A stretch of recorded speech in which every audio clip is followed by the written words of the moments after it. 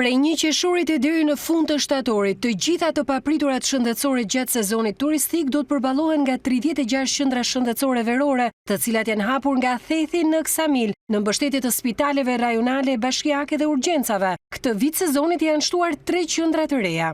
Është shtuar kisha e Shnandodh në Laç, është shtuar qendra shëndetësore verore në qafën e pazarit të Gjirokastrës dhe po ashtu qendra shëndetësore verore në Kalan e Beratit. Sipas operatorit të shërbimeve të kujdesit shëndetësor në këtë proces punësimi sezonal janë angazhuar një armat me mjek, infermier dhe staf mbështetës, të cilët do të punojnë me turne për të ofruar nga konsultat e deri tek shërbimet e mini kirurgjisë. Do të jenë 300 veta gjithsej bashkë me stafet mbështetëse, cilët do të kenë edhe postacione ambulancash të caktuara nga urgjencat kombëtare. Këtë vit i kemi të gjitha të pajisura, si me pajisje defibrilator, po ashtu edhe me EKG. Pra aty mund të merren shërbime jo vetëm këshillime, shërbime ambulatore, vizita, por edhe ndonjëherë mikrokirurgji. Është parashikuar staf rezerv edhe në rast tërheqje. Kemi patur 600 aplikime këtë vit për 227 pozicione mjekësore dhe infermierore.